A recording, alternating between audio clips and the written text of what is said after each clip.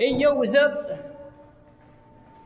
So yun guys, alas kami. Pupunta tayo sa Salt Mountain. Yan, pinakamalaking asin. Gabundok na asin. So yun ang pupunta natin ngayon. Yan, kasama ko si Dennis. Dalawa lang kami.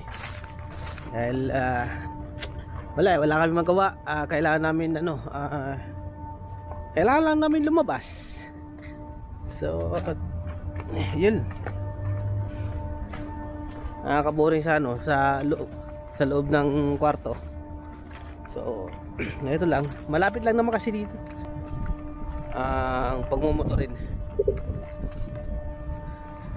Saglit lang naman kami doon. Pakikita ko lang sa inyo yung gabundok na asin. Alright. Yan guys, samahan nyo lang kami hanggang sa dulo ng aming video. Yan, kay Boy Kapoy. At pakikita ko sa inyo mamaya sa inyo. Alright.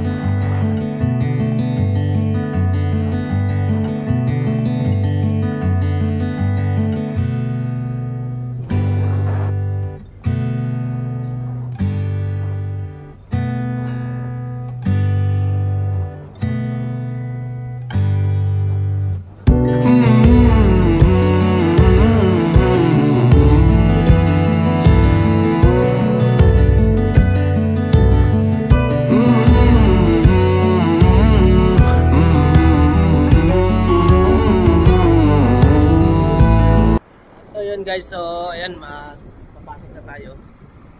May entrance na 50. Pag motor, 50. Pag may sasakyan na kotse, 4 wheels, 100. Okay, yan ka. Ano sila ngayon? Ha? Promo. May promo? Yun. May pa-promo pa pala. Alright, so yun, nakapasok na kami. Titingnan natin yung loob ng Salt Mountain. Saan pa ba? Maalam pa ba? Maalam na nga. Matagal-tagal din kami dito yung pinakapunta sa ano, sa Salt Mountain.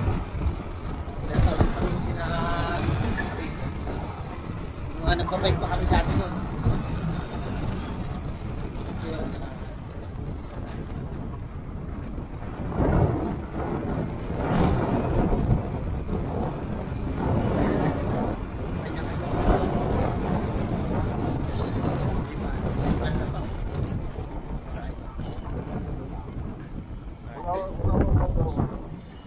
Nakarating na kami dito sa loob ng 30 minutos.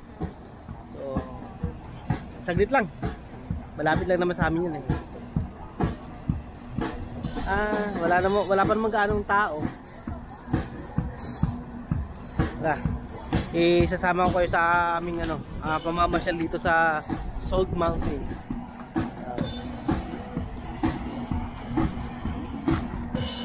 Ito yung isa oh.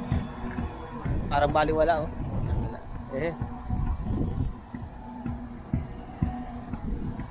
Salt Mountain, ayan. Tunaw na yung asin. Ayan, tara guys. Yeah. Meron nagtitramo. Galing, bata pa.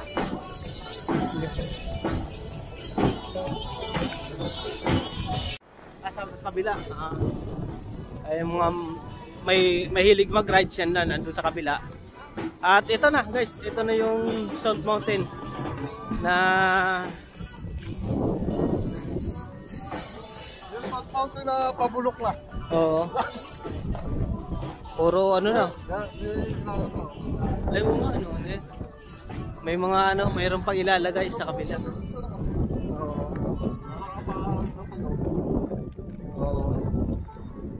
So yun, at may mga maraming pagkain dito sa gilid. Ayan, maraming pagkain.